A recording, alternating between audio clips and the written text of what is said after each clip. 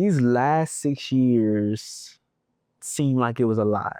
Yeah, bro. And what are just some of the things that you just learned with inside yourself to just becoming a man, to just learn all these things? Because all of these things has taught you to become and be made who you are today. Yeah. So what is something that all of these things taught you? You gotta adapt, bro. Any circumstance, any obstacle, anything you're faced with, you gotta adapt. And in the most simplest way, it either is or it ain't. That's it. It's either is or it ain't. Like, no matter if you got, you got a big job interview coming up or you got a big test, you're either gonna get a job or you're not. You're either gonna pass the test or you're gonna fail the test. From all those obstacles and really feeling like I always came up short, I really had to look at things differently, like it just wasn't for you.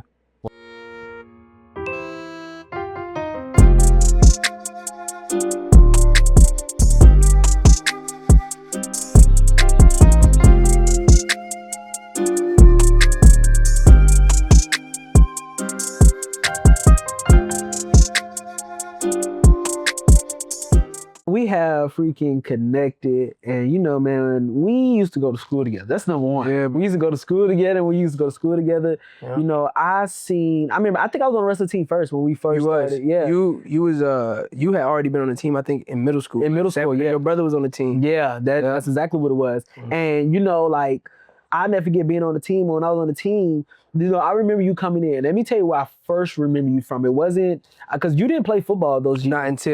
Not until my first year on varsity wrestling. Yeah. And that next year I played. And then you play. Okay. So I remember you for the first time whenever Deuce Harris was the coach. Mm-hmm. And I remember we had Russell halfway through the season, and I never forget, we was all taking pictures, and they had to take varsity pictures and JV pictures. And I never forget, you asked the question and said, well, we a team, so why can't we all take pictures? And I was like, who is that kid? Do you remember that? I don't even remember that. That's crazy. I remember But it's funny because I do remember all varsity wearing green and all JV was wearing silver. I remember that. That's exactly what happened. Crazy, bro. That's exactly what happened. Yeah. And when I first seen you that time, and you was like, I never forget, you was like, man, I just want to be good. Like, you started off saying, like, I just want to be good. I don't know too much about this. You talked about how your uncle used to wrestle and stuff like that, but you was really focused on being good. Mm-hmm. And I want to know, like, when did you start wrestling? And, like, why did you even get into the sport of wrestling?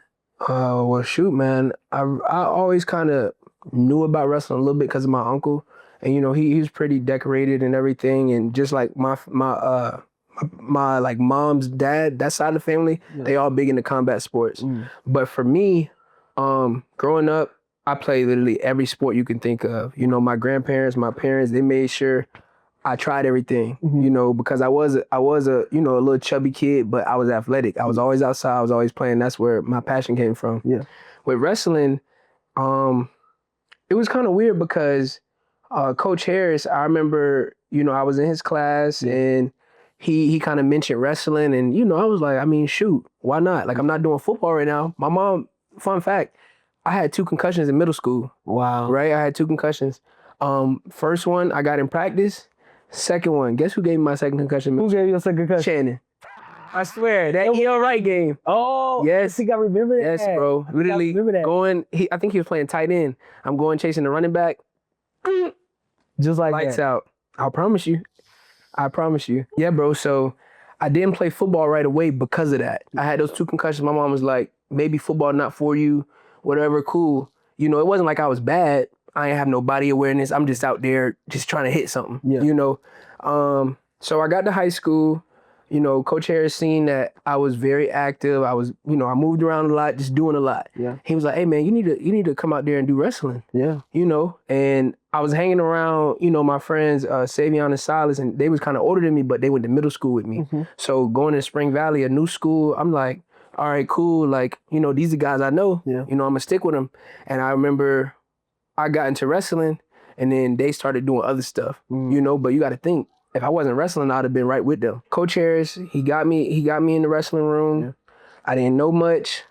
like I said, I just was trying it. Yeah. I remember one of my childhood best friends, whenever we was kids, he always wanted to play college ball. I said, man, I just want to go to college and play a sport. Yeah. Like it was that I remember simple. that. It was that simple. Like I didn't know what sport it was gonna be. I didn't know, how I was gonna get there. I just said I wanted to play a sport at the next level. Yeah. Be a student athlete. Like take that route. Like that's all I really wanted to do, whether if it was football, baseball, basketball, wrestling, anything. And it just so happened that wrestling was the very last new sport I tried. Started in 9th grade, was on JV. Yeah. I wrestled, I think 220. I wrestled 220. You was a big fella back then. I was a big fella. Listen, what y'all see now, that ain't the same fella. Listen. That was a big fella. We're gonna get into that. We're gonna get into that. We're gonna get into that. I was a big fella. But this is before the muscle. This is before any of that. This just straight up baby fat, little short, stocky kid. I wrestled 220, and I remember I only won 2 matches my freshman year on JV. Wow. And it was to the same girl. To the same girl. Don't tell the people that, dog. I gotta be real with these people. I gotta be real. Yeah, okay. It was to the same girl, and that year was very, very humbling to me. And I was getting in trouble in school. I started having bad grades.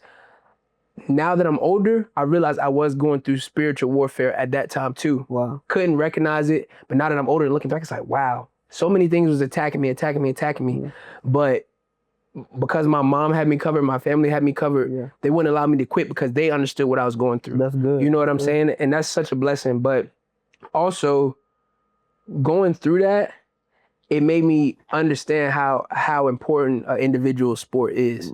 Because you have to look yourself in the mirror. Yeah. You have to go through some rough things by yourself to understand the value of what you're doing, but also the outcome once you get that thing done. Yeah. And so 9th grade, did JV, really wanted to quit. My mom was like, boy, you're not quitting. You staying on that team. I know that's right. Mama didn't play that. She ain't play that at all. She's like, you started it, you gonna finish it. Yeah. So finished the season, a lot of tears. I have no emotional control. I have no emotional awareness. I'm just a kid with issues. I'm upset, I'm angry, I'm sad. And wrestling was, my outlet. Yeah. Thank God I didn't quit. Yeah. So sophomore year, first year on varsity, I'm thinking I'm gonna stay at 220, but it's already guys at 220. It's already guys at 195. One guy, it ain't like I wanted to get bigger. Yeah. They like, listen, bro, we need you. We need you at heavyweight. You put you where you fit in. Where I fit in, and that was the thing. And it's so funny because Deuce had left that year. Deuce left that year. We got a new coach our sophomore year. That was Cody's first year. I thought Cody came junior year. Cody came sophomore year. You gotta realize Deuce. Deuce never coached me on varsity. Right, you're right. Because that was going into my 4th year because I was 2 years in. Correct. And you was already on varsity freshman year. Yeah. And I remember he took, or was it Sam, Kyle, all them boys? Yeah. He went to North Carolina with them. And they trained all season. And I was supposed to go down there, but I didn't even go. My mom was like, boy, you gonna focus on football. Yeah. Yeah. That's so crazy, bro. I be thinking about it all the time, bro. If you would have been, I think about that all the time. Just took it serious, bro, because, man, we gonna get to that. We gonna get to that too. Yeah. But, bro, that was my first year on varsity. And I remember my only goal, because, I'm coming off JV, only winning 2 matches. My only goal my sophomore year was to not get pinned. Yeah. Not give up them team points. So with that being my biggest goal, it was cool because it wasn't cool. But it was cool because in my mind, okay, I didn't get pinned. Yeah. That's good for the team. Yeah. You know what I'm saying? You wasn't giving up team points. I wasn't giving up team points. But that's also what Deuce taught us, though. Like, correct. If you gonna lose, don't get pinned. Because don't get pinned. 6 points. Correct. Right? Rather than 3. Yeah. Correct. So you did. So I did my part. You know what I'm saying? Yeah. Now it was sometimes, boy, I couldn't do nothing. You couldn't do nothing. I couldn't do nothing. Had to strap. Man, oh my gosh, bro! I didn't know what you're talking about. That was against Chester, boy. That is traumatizing. That was like one of our first duels of the season. Yeah. We went against Chester, boy. A team full of country boys. Them boys were like grown men. Them boys was different. Bro, when I tell you that was bro, I wrestled, bro. I just wish y'all could be there and envision that, bro. Them boys was different, bro. Buddy, I wrestled about 6'3", 280 flat. Yeah. First person I ever seen with hair on their chest. straight full chest hair, And beard. And you remember them tattoos? Just scared. Just be like, bro, that dude got tattoos. Like, but you got tats, bro? Oh my gosh. Oh No, it's funny though because like I see like now that I'm working with kids now, it's like I see what they be going through like mentally. Yeah. Because it's like we was going through the same things and we had to take our time to learn that and kind of work past it. But when you're a young guy, you see somebody with tats, a beard, you like, bro, that's what I'm wrestling? Yeah. Especially when you don't come from a place like that. Correct. Yeah. Correct. Where wrestling is big or even where they like, yo, you can do this. You can do this, yeah. Like, you know, we had coaches at Valley, but you know, they always ain't encourage us the best. That's true. You know, they just kind of was like, oh, we gonna do our best. We gonna do this. You know, in the sport of wrestling, you gotta have a coach that's a little crazy. That's true. And a little crazy to be like, listen, I don't care who they got on that side. Yeah. I'm going with y'all boys and we're gonna go to war. Yeah. You tell a kid that, he's like, oh yeah, I'm ready. And also the low key to be wrestle, you gotta be just a tad bit crazy yourself. Listen, brother, you do. Because you gotta be able to handle that loss when it's just you and that. You know what I'm saying? Mm-hmm. And you know, I wanna swing things up just a little bit. I wanna take you back that time where, you know, your senior year when you started wrestling, like, man, I remember the growth between the first and the second year. Correct. But your senior year, man, you was committed. Bro, yeah. And you, in that time of life, like you was in a place where I was fully embracing it. You was fully embracing it. You was getting ready to say, I'm gonna win it all. I mean, we used to go through runs, through targets, to the back roads and all that type of stuff like that. But like, there was a time in your senior year, like, after you accomplished all your goals, you got to lower state, right? But I never forget, we was at River Bluff High School, and what happened? Because we never really unpacked it after, like that. After that, yeah. What happened? Bro, I just came up short. I came up short. That year, I was fully confident that nobody could stop me. I was fully confident in going to score points, going to win matches. That wasn't an issue. I just was coming up short, bro. You know what I'm saying? Because you got to think, I'm still a smaller guy for heavyweight. You know what I'm saying? I was shorter than I am now. I was probably about like 5'6", 5'7", 250. Like, so I'm like a little bowling ball. You know, not to be funny, but that's how I was. But what I did worked, you know? And it's so crazy. I lost to my good friend. Shout out B Tuck, man. I lost to Brandon Tucker. B Tuck? Bruh, I lost to B Tuck. Wait, B Tuck is the one that put you out? Yeah. I forgot who I lost to first. I think it was buddy from what's that school? It wasn't Irmo because I had beat Irmo by that time of the season. It was buddy from Purple School. I want to say West Ashley. I don't know if West Ashley purple. Well, I think West Ashley is purple. Yeah. Hey, it's a purple school in Charleston. If y'all know, let me know. But I lost to him first, and I think he ended up getting first or second because he wrestled Kumari in the finals. And then me and B Tuck, that was the blood round match. And you know they only taking top 3.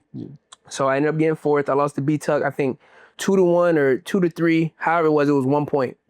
And I just remember feeling like, well, put it this way. I remember talking to my uncle that whole season. He the one that was telling me, yo, you going to Iowa Central. Like, you know, you ain't got many offers, but you gonna go to JUCO route. Wait. This is before you lost the match? Bro, he called me that week and was like, yo, if you do your thing, you win your state championship, like, you're gonna go to Iowa Central. So he's telling me this. I'm like, oh yeah, I'm ready. Like, I'm ready. I go, as soon as I lose, I'm like, dang, I can't call him and tell him I lost. Well, did that dictate you from going to Iowa Central, or like you just knew? No. Win or lose, you was going? No, that's the thing. If I lost, I didn't think I was going. Oh. I thought I had to win it so they could let, you know what I'm saying? I didn't understand how college and everything works. So when I lost, I was like, bro, this junk over with. Wow. Like, college wrestling over with, my wrestling career over with. I don't want to go back to school. Like, really just a whole bunch of self-loathing, self-doubt, a lot of just self-hate, bro. And it's like, in that moment, I really felt like the world was over. Like, I really felt like the world was over. All that hard work I put in and just came up short, you know? And there was a time where, you know, after you lost, you went through those back doors. Yeah. And I remember you falling to your knees and you was crying your heart out. Bro, crying bad, bro. And in those moments, I would just remember to just encourage you, to show you like, bro, you gonna be okay. Yeah, you kept telling me that. You was like, bro, you're gonna wrestle in college. You was telling me that, bro, that whole season. Yeah. That whole season, bro, you told me you had a dream. You literally was like, bro, I had a dream. That's so crazy. You was like, bro, you gonna wrestle in college. I'm like, bro, Quez, we ain't even start wrestling yet. What are you talking about? Like, what are you really talking about? He's like, all right, bro, I'm telling you. Like, and like we spoke about, you was on your spiritual journey a little deeper than I was at the time. Yeah. You know, so you were having those spiritual dreams. You were talking to God more intentionally. So it's like, I heard you, but I'm like, bro, he just talking. Hey, he just talking. But it's just so crazy how everything fell into place how it did. And bro, I promise, like, I really thought it was all over. Wow. But you know, I got through that. You know, I talked to my uncle. You know, he said he might pull some strings, whatever the case may be. I was like, you know, whatever happens is gonna happen. Yeah. You know, it was either that or I was just gonna go to SC State to be a student. Yeah. Like, it was either those two. Those two are. And it's funny because, bro, when that happened, I remember I was kind of a little sad, a little depressed. Bruh, my first time ever even going to the state championship was my senior year when you and Joe went. That was my first time ever going. First time ever going. I'm trying to. Was that my first time ever going? No. I think that could have been. I don't know. I think I went with Deuce one year. I think Deuce took not even my sophomore year, but I wasn't too invested around. Yeah. Wow. You was trying to go to the league, bro. You was not. Yeah, I was like, even though you was winning matches and, you know what I'm saying, winning tournaments, you ain't really. You knew football was college. You knew college football. You was just doing that because you was finishing what you started. That's true. Because I remember during football season, you was like, bro, I do not feel like going to wrestle. I was like, bro, I do not feel like going to wrestle, bro. Yeah. And it's like, it's funny though, because I feel like now with our mindsets, because we're adults, we done went hard in both sports. Yeah. Because even with football, I played around in football, and then when one of our guys got injured on the O-line, I stepped in and I was having so much fun. Wait, what? And it's like, dang, if I'd just been doing this the whole time and actually learning the playbook, actually trying, and literally roles reversed. I ain't care about football. Life would have been a whole lot different, really, for both of us. Yeah. You know, but God do everything for a reason. That's true. Yeah, bro. I even want to push in. So, you know, in that moment, you know, when you lost at River Bluff, you know, that's around like what, February, March, if I'm not mistaken. No. That's about November. Early February. Because you got to think, high school get finished before college. I know college always in the beginning of March. So that's like early February, middle February, yeah. And, you know, around that time, everybody is almost signed. Literally. And you, like you said a second ago, you got to make a decision. Either South Carolina State or Iowa Central. Yeah. How did you even navigate? Did you get offers? How did you even navigate to go where you're trying to go? All right, so season had ended. I think summer had started. I want to say summer had started because either it was at the end of the school or summer had started, but I know I had been working at Bojangles. I was working at Bojangles full time. Yeah, hey, them boys remember them days. Hey, y'all remember them Bojangles days. But I was working at Bojangles, and I remember, you know, I had talked to my uncle, you know, we went through, you know, he said, you know, we might work something out, we'll figure it out. So he put his name on the line to get me that walk-on. Like, I got a walk-on spot. Wow, so you didn't get a full... I didn't get a full ride, no. I walked on, went across the country. Wait, hold on. Stop. Your uncle took a chance on you and said, this guy is good. And the coach believed in me. You got a walk-on spot. Got a walk-on spot, bro. Wow. My uncle was a 2-time champ at Iowa Central, right? Wow. And, you know, at first, you know, they tell him, yeah, he a heavyweight from South Carolina. They're like, oh, this kid, he gonna be as fast as him. He gonna be strong as him. Like, they thinking I'm my uncle, but just big. You know what I'm saying? That's what they thinking. And you're the totally opposite. Boy, totally opposite. So what did the coach say when he first... Bruh. Wait, what did he say when he first seen you? Shout out Coach Bennett, bro. I remember, he didn't tell me this until my sophomore year. He's like, you know, Quez, I didn't think you was gonna do nothing. I didn't think you was gonna do nothing. You know, and, you know, it's cool, but, you know, shout out Coach Bennett, but Coach Moffitt, that's my guy, bro. Like, I can call him to this day. Like, that's really my dog. That was like the first true coach I had, like, that truly, like, cared about me and wanted to see me win. And he tested me, but he tested me in a way where he didn't downput me, but he uplifted me. You know, he tested me to see what type of man I was. Wow. You know, and I remember, you know, going there. Well, let me backtrack. Okay. We had Bojangles. You know, this after me and my uncle talked everything. I get a phone call. You know, it say Iowa on it. I'm like, oh snap. So I like tell my manager, hey, hold on real quick. You know, school calling me. Yeah. I answer. I'm like, hey. He's like, He's like, what's up, guy? How you doing? I'm like, man, I'm good, man. Like, hey, what's up? Like, he's like, yeah, man, I talked to your uncle. Like, you know, we gonna offer you a spot on the team. Like, you know, we gotta finish some paperwork, get your admissions and everything signed, and you know, we get you on board. And bro, from there, like, I was like, okay, boom, I'm going to college to wrestle. Wow. And like, I started running, I started going to the gym more, like, cause that summer senior year, I wasn't doing nothing but eating and drinking and being lazy until I got that phone call, and it's like, all right, let me figure something out. Yeah, like let me figure something out. Yeah, so I went out there. I remember my uncle, after he won his 2 titles at Iowa Central, he transferred to Iowa State. Yeah. And Iowa State, Iowa Central, like maybe 40 minutes apart from each other. So I go out to Iowa, I think 3 days after I turn 18, I ship off to Iowa. Wow. Ship off to Iowa. I'm with my uncle for like a whole week, just kind of seeing Iowa. And then at the end of that week, my whole family comes up to move me into school. You know what I'm saying? So they moved me into school and everything. You know, it's cool. You know, cause even though it's JUCO in Iowa, my parents gonna make sure, you know, my people gonna make sure, listen, this is you going to college. This is a big step. That's true. So they all moved me in. They all helped me. It was a great time. Wait, but also you was the first one to go to college too, correct? No, I wasn't the first one to go to college. Okay. I was the first one to go to college for a sport in my family. Yeah, that is right. But I ended up being the first one to finish all the way through. Wow. Because all my family, pretty much most of them have finished college, but they either went right out of high school, didn't finish, or they went back to school later on once they was adults. Okay. So, you know, it's pretty big. Like, you know, I had got to that point of, you know, I made it a college athlete. Yeah. You know, but you know, I'm still a walk-on. So in my head, I still know I got stuff to prove. Yeah. You know, I got a world to prove. Yeah. And at Iowa Central, I remember it's different now, but when I got there wasn't like an All-American board. There wasn't like a regional champs board. Wow. You walk into the wrestling room and it say national champs with a big gold medal on the wall. Wow. And then on the wall it says team championships, dual championships, and then individual champs. Yeah. That's all you see. Wow. Is national champ, national champ, national champ. So you got to think, bro. I never qualified for state in South Carolina. And for y'all that don't know, South Carolina ain't known for their wrestling. Yet. Stay with me. But yeah, bro, I went out there. I had a lot of great guys around me.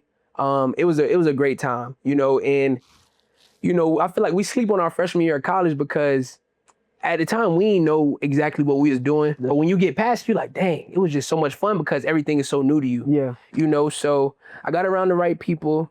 We get to school.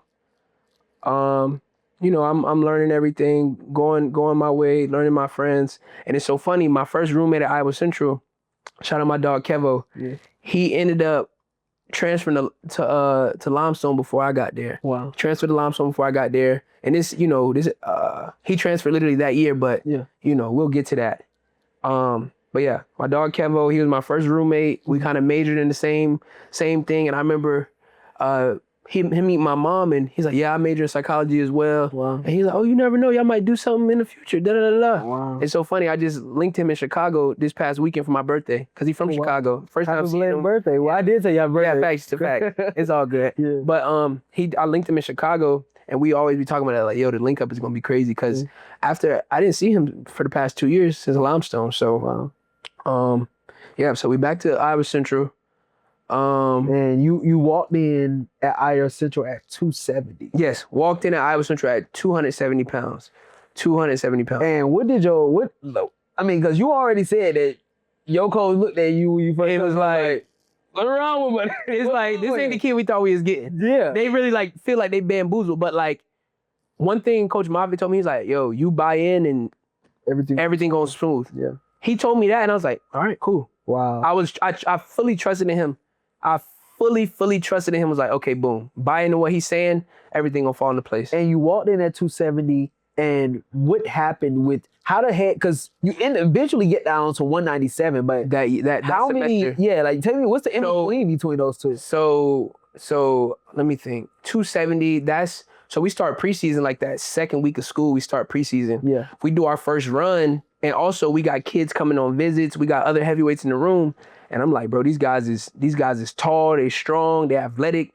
You know what I'm saying? I know a couple moves, how to use my size, but it ain't working on these guys. Wow. I ain't get a takedown in practice for the first like 3-4 months. I ain't get a takedown in practice. You couldn't get a takedown in practice? In practice, bro. Practice. Hey, that defense was good though. So, wait. You went from 270 to 197. In one semester. Couldn't get a takedown. What the heck did that do for your emotions? Bro, And how did it fueled me? So after the first day, first preseason, we did this thing called, what's it called? Deer Farm run. Yeah. So we basically start at the wrestling room and we run through campus, run to like the back of campus, and it's nothing but a dirt road. Yeah. We run back to that dirt road, and our coach is at the end of the dirt road on his golf cart, like telling us when to turn around. Yeah. We go down there, we turn back, and I finish second to last. I don't finish last, I finish second to last. So it's at least one person slower than me. Wow. You know, that's one thing I made sure, okay, don't come in last. And my uncle, he was calling me every day, hey, bro, you better not come last in them races. Wow. So I'm literally pushing myself to the brink. You know, my legs, I'm getting blisters, like I'm getting shin splints, like Wow. I'm cramping back. Cause like, bro, I've never put my body under that much strain. And I remember we was all walking back. We all got back to the wrestling room, and I was telling some of the upperclassmen, and these like the guys that's the starters, like, cause with me, I always hang around the top dogs. Yeah. I got to, you know, I never been the type to kind of, you know, tuck my tail or anything. Like, I may not be what y'all think I am, but I already know what I'm aiming for. Yeah. You know what I mean? So I was hanging around the big dogs, and I told him, I was like, hey, bro, I'm gonna cut to 197. Yeah. And a couple people looked at me and was like, yeah, okay, fat boy, okay. And it was my boy Ethan. He won a national title. He was a 2-time finalist, and he won it in JUCO. Yeah. He was one of the only people that was like, damn right, for sure. Like, I can see you doing that. Wow. And you know, just that tiny seed of like, shoot, if he believing in me, he one of the best guys on the team. Why don't I believe in me? Wow. You know? So from that point on, I got on a diet. It was a real strict diet that I tried before, and I had lost some weight on it. Yeah. But I never did it while doing those extreme workouts, eating like that, and staying consistent. Wow. Yeah. Bro, when I tell you I was dropping about 10, 15 pounds a day, or nearly. I don't even mean to be drastic. Hold on. 10 pounds a day? Bro, that first day of practice, bro. Wow. Bro, first day of practice, I lost 11 pounds. One run, 11 pounds, bro. So did you go on a run and wrestle, or you just lost some pounds? You gotta think off the run. Dude, you gotta think. Preseason, we're not even touching the mat. You gotta touch the mat on your own time. We're strictly running. Running, hand fighting, doing hill sprints, carrying each other, like crazy stuff. How long was the workout usually? Because I know when I was playing football in college, like it was like 45 minutes, and then you got practice like 2.5 hours. They're like, all right. No, preseason, bro, that junk traumatizing. Is that Like, boy, hey, all my IC guys, please let him know how that preseason was. Put it this way, our preseason was so tough that like at the end of preseason, our final test was a half marathon. That was our final test. Boy, get that freak out of here. Bro, I'm serious. Exactly why I ain't go to college. Hey, you know, you gotta worry about that. No, for real. For real. JUCO a different dog though, because they're trying to break you. Yeah. Mentally, physically, emotionally, they're trying to break you so that when you go somewhere else, can't nobody break you. Wow. That's the biggest thing I learned from JUCO. You know? Yeah. But yeah, I started losing weight. Mm-hmm. I think by the first tournament, I'm already small for heavyweight. I was just at 270. I think the first tournament was in what? I want to say October or November. Whenever wrestling season started, we went to the Iowa State Open. Yeah. Went to the Iowa State Open, and I remember I think I weighed in at probably like 235, 240. Wow. So I had already lost 30 pounds in that month and a half. And I remember getting my first takedown. I was so excited. And then that boy wrapped me up, shipped me out right after that. I got a takedown. I was like, yeah. And then pinned me. Wow. Next match, got pinned. Wow. You know, and that's cool. I was getting upset still, but also I had to understand, like, listen, it's a different beast. You know, I'm not, and I had to keep reminding myself, this not my weight class. This not my weight class. It's not my weight class. I'm not a heavyweight. Yeah. You know? Not to mention around this time, you was also still behind the actual heavyweight that was going to lead Correct. this season. Correct. And I was really behind, like, bro, 2 or 3 heavyweights. Wait, so it was 4 of y'all. It was 4 of us. But you got to think, my boy Boone, he was a 97, but he redshirted that year. Oh. So he's wrestling heavyweight, but he's only weighing about 205. So we really did the opposite. I'm at heavyweight going down. He at 97 going up. But he's already wrestling those heavyweight matches. Wow. Right? So hold on. I want to pause you right there. So when you come in, you fourth on the chart. Not to mention you come in at 270. It's not even muscle. Yeah. You then turn around and had to cut to 197. Did you win the battle for 197, or you had to sit behind? Well, no, I had to sit behind the guy. I had to sit. It was already a returning finalist at 97. Oh. So when I get to 97, I'm not even worried about wrestling 97 in the lineup that year. I'm just focused on getting that weight down. You know, so, you know, we fast forward. Yeah. I wrestle some more. I end up winning my first match. Yeah. And this one I'm at about 210, 220. I'm wrestling heavyweight. Yeah. But I win my first match. You know, it's another guy that's kind of a smaller heavyweight. Yeah. You know, I win my match. I'm pretty excited. You know, I think I went 2-2 that tournament. And, you know, it was cool. It was cool, but I knew I wasn't done. So I think this is coming back. This is either coming back from Christmas break. Oh no, this is right before Christmas break. Right before Christmas break. We got a duels tournament, NEO duels. And I remember those couple days before. Yep, that's what it was. It was after Thanksgiving, that last little spurt of wrestling before Christmas break. Okay. So in between Thanksgiving and Christmas break, I talked to Coach Moffitt.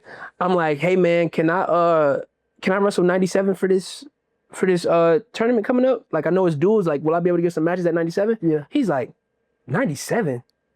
He said, your fat ass ain't making 97. I was like, excuse me, sir. You know what I'm saying? Like, I'm offended because it's like, bruh, you just been motivating me all this time. Yeah. And I'm right at the cusp. And you tell me something I'm not gonna make it. Yeah. And he did that on purpose. It was a test. It was a test. I was mad that whole practice. Cause I'm asking him this before practice. Yeah. So after that practice, I think I was 212 or 213, around that. And bro, when I tell you everyone left, I showered, I got some new clothes on, I kind of chilled for a second. Yeah. And bro, I got to work, bro. I was in there about another 2 hours just cutting weight. Wow. Cutting weight, bro. Just trying to prove your coach Trying to prove my coach wrong. Because in reality, he doubted you because you wasn't supposed to get down. I wasn't supposed to get down to 197 at all. And what was the time frame between it? Was like a month, 2 months? How many when I said weeks that you had to get down from 230 to 197? 230. Well, think about it. When I was at 230, that's me gradually getting down. Okay, that's your gradual. So I'm still 230. I hit a little plateau at 220. I get down to 215, 213, 212, around that range. Cause now at this point, my weight kind of fluctuating. Okay. Yeah. Cause I still got to get used to myself in this new skin. Wow. So yeah, I stay in there, and I think I cut maybe 8-9 pounds that night. Cut maybe 8 or 9 pounds that night. So I'm going to bed at about, what was that, 202, 203 maybe? Or more than that, about 205 maybe. So I think I have like some fruit for dinner. And then next day we got another practice. I got on my full sweats or whatever. I'm cutting weight, getting down. Bro, I'm doing everything in my power. I think I'm at 200 by the end of that morning practice. And then we got to drive to Oklahoma after that morning practice. Because it's like a 6 a.m. practice. After that, we drive to Oklahoma. Yeah. We get one more practice that next morning in Oklahoma. And I step on the scale and I'm 197.1. And think, bro, I'm the last person to weigh in because I'm still weighing in with the heavyweights. Yeah. So, you know, they was going to let me get some matches or whatever, heavyweight. I weigh in, and bro, Coach Moffitt is steady the scale. He's like, Bostic, what's up, man? What's up? Like, you know what I'm saying? Like, you could tell he just did that because he just talking his crap. Yeah, because he, you know, he still care about me. Yeah. I step on that scale, he see 197.1. He like, whoa, like, bro, when I tell you his whole face lit up. Wow. And bro, so wait, what did that do for you? That like you went from 270 to 197 straight muscle. Yeah. And your coach, because like you're a driven person. Like you're a driven person. Like talk about goals. Like you've been having goals since we've known each other back in high school. Correct. Like what did that do when you finally reached that goal from 270 to 197? Like, how did that make you feel? In that moment, I felt like I was on top of the world. Felt like I was truly on top of the world. Yeah. When I wrestled at 97, I realized I got a whole nother battle to face. Okay, we'll stop right there. Because how did you even position yourself to even know that, like, I want to go from 270 to 197? How did you know that was a good wrestling weight for you? How did I know that was a good wrestling weight? Yeah. Put it this way, I knew heavyweight wasn't a good weight for me. You're some big boys. Bruh, it was a kid that came in there, bro. He was about 6'5", nearly 300. Wow. And bro, he talks like this, like, so imagine somebody, you looking up, he's like, yeah, man, I'm enjoying my senior year of high school. I'm like, he's a senior in high school? Wow. Oh, okay, word. So I saw that and I'm like, no, this is not for me. This heavyweight, not for me, bro. Wow. Because I can't afford to get any bigger. Yeah, that's Like, it's only so many weights I can lift. And it's crazy because as I'm losing the weight, it's really like my body was getting sculpted. Because I have, you know what I'm saying? I got muscles underneath my fat, you know what I'm saying? Because I have been lifting weights, I have been training. Yeah. So as I'm losing the weight, it's not just like, yeah, I got skin, but my arms look defined. I'm looking kind of yoked up. You look like, good. Like, I really worked, and I wrestled at 97. So yeah, like I said, I made it. I was on top of the world, and coach was able, because, you know, he registered me at heavyweight. He was able to kind of finagle and get me a match at 97. Wow. He got me a match at 97. I lost. You know, it's cool, whatever. But did that defeat your mindset coming from 270 97 and thinking that, like, I'm coming down to 97, I'm gonna perform way better? Oh, no. Did that defeat your mind? So put it this way, it didn't defeat my mind, but it kind of reassured me that the work's not done. Wow. The work's not done. It reassured me that, okay, you know, that's done. Yeah. Now we got it, the next step. So, you know, we came back and I talked to coach. Yeah. He's like, yeah, man, you really did it. You know, you got down to 97. He's like, okay, the weight's gone. You got to learn how to wrestle. Wow. You really have to learn how to wrestle. So you went from 270 to 197, lost your first match, and now your coach is telling you, after you done wrestled for about 3-4 years, said, we got to teach you how to learn how to wrestle. Yes. Like, truly how to wrestle. And how did he even teach you how to wrestle? Bro, just the basics. Because you got to think, like, I'm doing, like, tripping people and I don't know, nothing on top. Like, I'm just doing heavyweight stuff. I'm doing heavyweight stuff. Yeah. And it did help at 97 because I was able to kind of trust in my quickness, my speed. Yeah. But at the same time, I'm in a whole new body. You know, I'm in a whole new body. So he convinces me and he talks to my mom. He's like, yo, I want you to stay in Iowa this summer, going into my sophomore year, so you can really train, learn wrestling, and do what you got to do. So I ended up staying in Iowa that summer. I trained. My boy Ashton out there with me. He from Ohio, and he was out there with me. We training, you know, just fine-tuning, learning. And it's so crazy because after season, let me skip. Not even after season. So after that duels tournament, we go to I think one more open. And I actually weighed in at 97, and I went 0-2, and that's when I really broke. I broke so bad, but that's when I hit that switch. Well, what do you mean? For the people that don't know, what you mean? Okay, bro, so like, what do broke mean? When you're in wrestling, when you're broke, that means physically, mentally, emotionally, everything, you're done. You literally quit. And when I'm coaching, I teach my guys, yo, your job is to mentally break your opponent. You want to break your opponent so they can really quit. And when I tell you I was broke, I quit on myself. I thought, you know, I went back to self-doubt and self-loathing, all of that. And I really had to sit down, breathe, and just reassess. It's like, bro, you just was 270 a couple months ago. Yeah. You are in a whole new weight class. Because I think in college, ain't no 220 in college. Yeah. So you really dropped down 2 whole weight classes, you know. And, you know, I did that, and I got a 97. I went 0-2 at the tournament, got beat up. You live and you learn. You know, I reassessed, I set new goals. At that point, I stopped caring about my record. You remember how I used to keep track of my record, my stats? That. So I'm still keeping track of what I need to work on. I stopped keeping track of my record. I stopped looking up who guys might be or who I might see, bro. And I just literally stepped on the mat and took it one match at a time. You go from being a guy that is 4th on the chart, but you know, in individuals, you get an opportunity to go on wrestle. Correct. Then you come into your second year. Yeah. And then you turn around and you're the guy. It wasn't first or second, it was second or third. Because I remember who was first. Yeah. But yeah, bro. Going into and that was the first time I wasn't the underdog in my life. First time I ever was like, hey, we can see this guy doing something. And I was like, whoa, what you mean? Like, did you lose your fire, like, going into that match knowing that you I didn't, underdog? Because, like, I've always, even still to this day, like, I don't even know what it felt like to be that. Yeah, you know? And that's the thing. When I have that chip on my shoulder, I go harder. Yeah. And it's so crazy when I see like a number next to my name or like, hey, we expect you to do this. Yeah. I'm like, oh, dang. You know what I'm saying? Like you got an expectation. You got an expectation, so it's like it's a little different. It's a little different. I never had experienced that before, and when we did that, bro, I think I went 1-2 or 1-3. Hold on, what were you ranked going into this? I was ranked 2nd or 3rd, so I was supposed to get top 3. I ended up getting 4th. Wow. So you actually came in with expectations. You're no longer an underdog. You came in with expectations To and win. then you turn around. You couldn't perform at the expectations. At the regionals. I didn't perform up to my expectation. Oh my God. But because of my season, I got a bid to nationals. I was the 32nd seed. So it's almost like God just literally had his hand on you. He had his hand on me because wow. You know how I felt at lower state when I came up short? Yeah. I thought I had came up short again.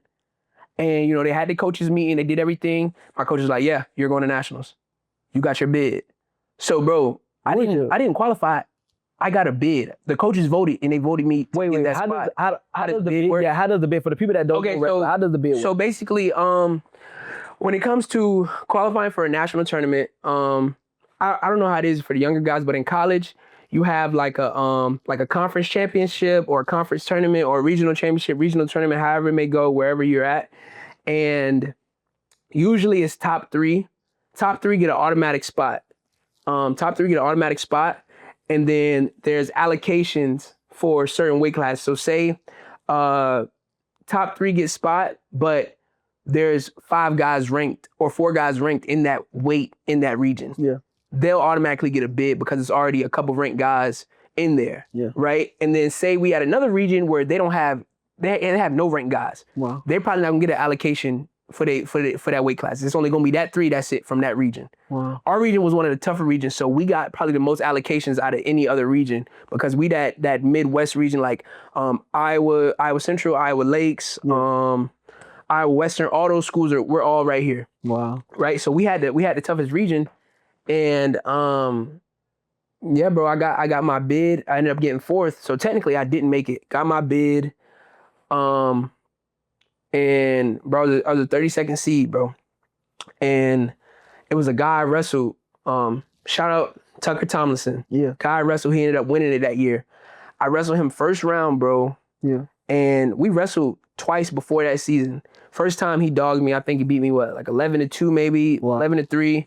Second time the guy was a little closer. It was like 10-6, 10-5, around that. Yeah. And the third time we wrestled, bro, I lost 3-2. Wow. I lost 3-2, bro. And you got to think, bro, confidence on 100. I'm fully in shape. Yeah. I've been working my butt off. And at Iowa Central, we do this thing called peaking season. Other schools do it, but peaking season at Iowa Central is different. Yeah. Different. Yeah. We did peaking season, bro, and literally that week leading up, bro, in my head, no one could stop me. On the mat, no one could stop me. I wasn't getting tired. I wasn't, wow. I was literally at my peak to go perform. And I came up short. People can, I can say, oh, he was stalling, he was doing this. I came up short. As simple as put, I came up short. I lost by 1 point. So I lose that match and, I'm sad. I go back to that sad kid again. Coach Moffitt pulled me to the side. He's like, yo, get it out. You're not going to be a national champ. That's okay. Next best thing. Wait.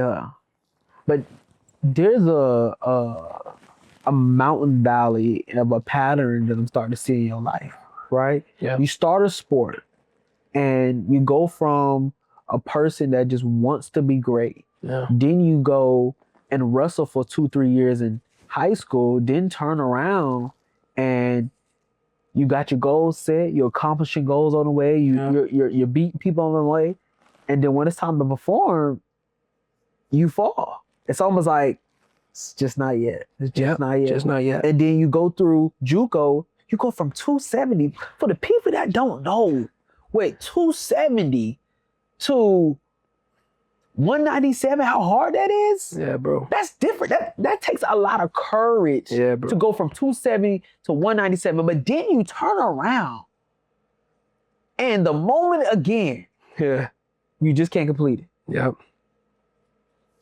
How do you unpack your emotions? Because is it almost like, God, what are you doing? Or is it like, what am I doing? Like, what is your problem? Because I know I done failed so many times on a journey of trying to get to the lead.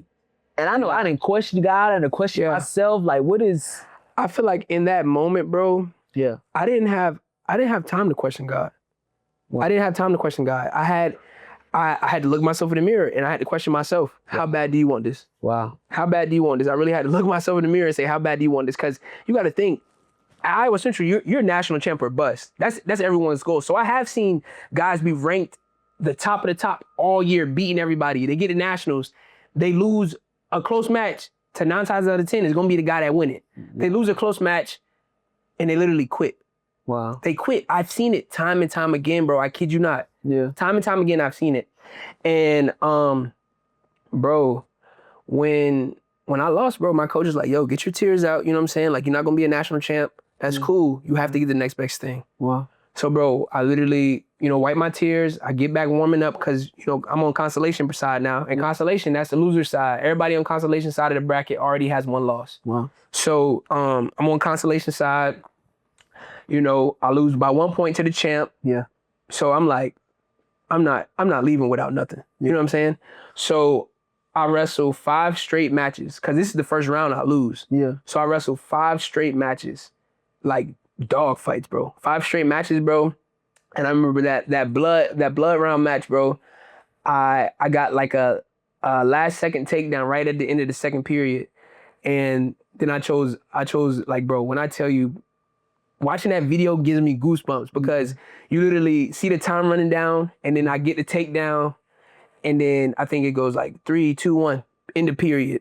I choose bottom, I get my escape, and then we hand fighting from there. Yeah. After that, I win, all American. You know what I'm saying?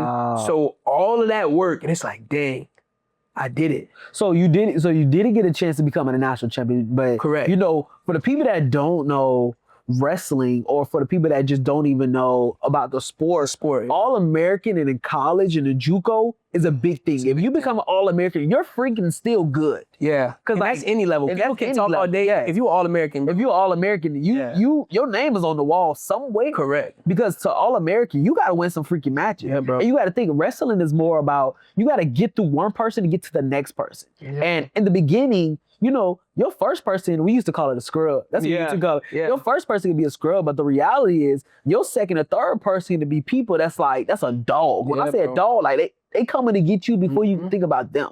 Yep. And you All-American, and then you turn around and this is the opportunity that you didn't get coming out of high school. Correct.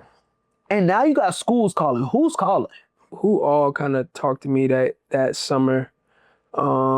So Limestone, Troy McConnell, Grandview, Life. Wow.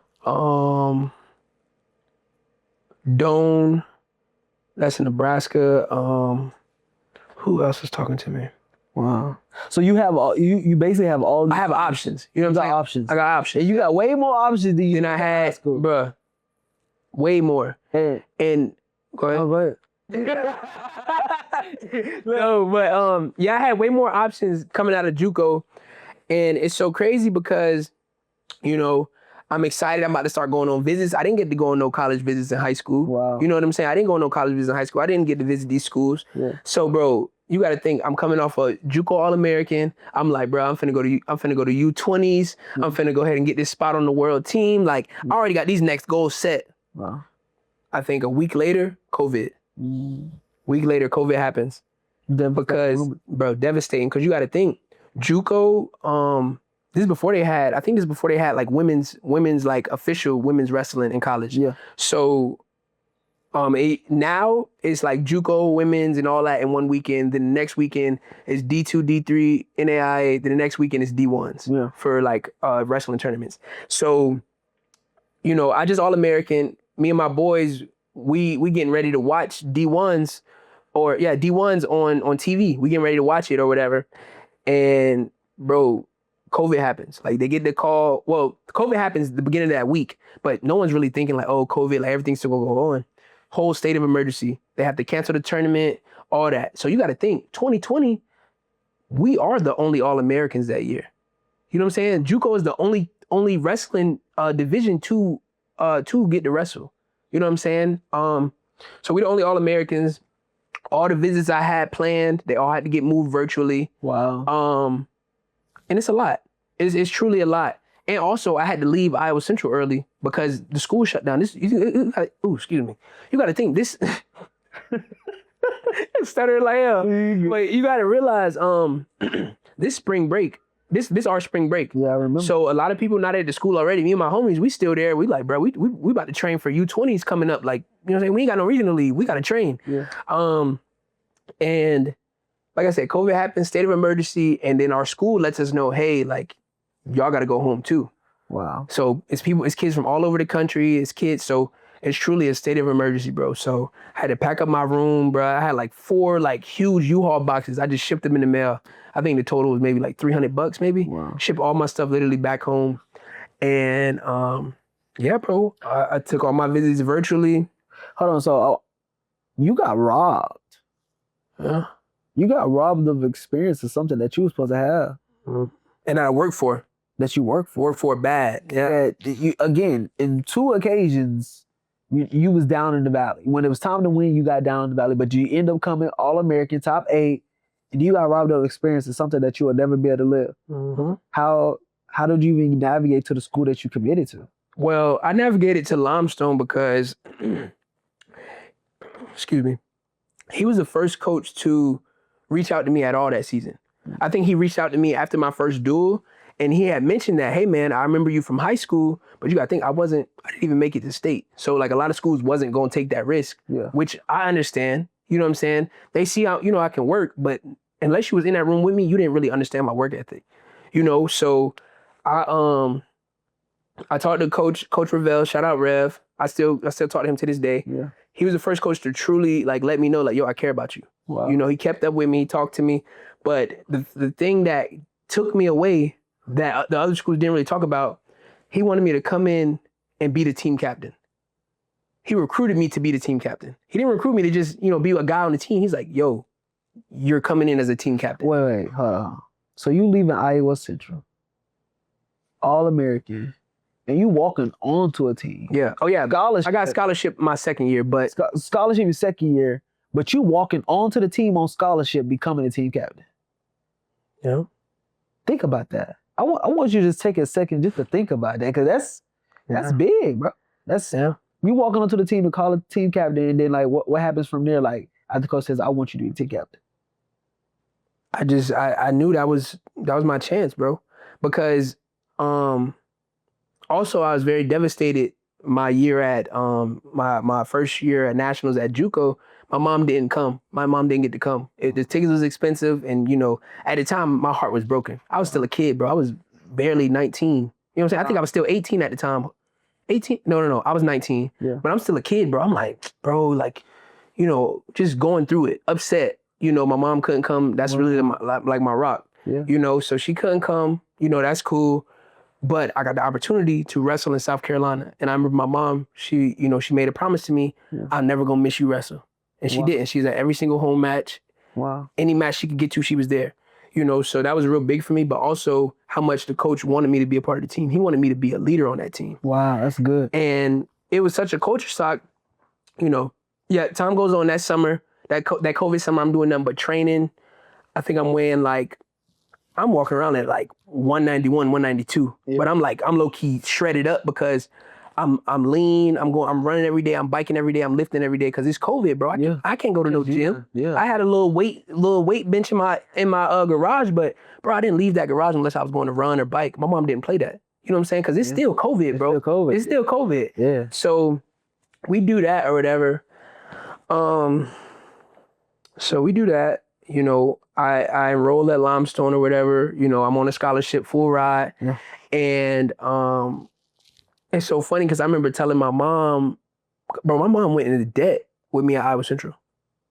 My mom went into debt, bro. With taking a chance on you. Taking a chance on me. Correct. My mom was maxing out credit cards to make sure my school was paid for. Maxing out credit cards to make sure my school was paid for. And I remember the last few semesters, I had got a job and I started paying, I started paying my bills. I had to get on a payment plan my second year. Yeah. My second year I got on a payment plan because I still wasn't on the full, but I got more scholarship money, so I was able to kind of pay that extra, right? Wow. Yeah, she went into debt, And I remember coming back home and I was working my tail off and I told her, I was like, Ma, I promise you'll never have to spend a single dime at a school ever again. Ever again. And I kept my promise. Yeah, bro, I kept my promise. I worked my tail off. I got the Limestone. I worked my tail off.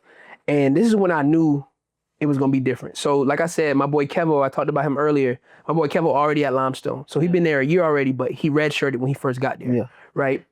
So we ended up making our debut the same time. But I remember him telling me specifically, he was like, listen, bro, this is not Iowa Central. He tells me this is not Iowa Central. And I don't want you to get upset about it, but this is not Iowa Central. So I'm like, what are you talking about? Like, it's college wrestling. You know what I'm saying? Like, it's college wrestling. Yeah. And when I get there, I don't fully understand what he says until we have our first team meeting, right? So the other 3 guys as captains, my boy Majid, my boy John, my boy Josh. Yeah. They the other team captains, then it's me. I just transferred in. Yeah. And bro, when I tell you, we got a loaded team. Like, I think we got like 6 or 7 JUCO All-Americans transferring in, including myself, and then a couple state champs from high school. So we're pretty confident. Yeah. And I remember the first meeting, we get on to like a little Zoom call like before school starts, and they're like, introducing is Quez Bostic, coach name off my accolades or whatever. And I was like, by show of hands, who wants to be a national champ? And everybody's looking at me like, what?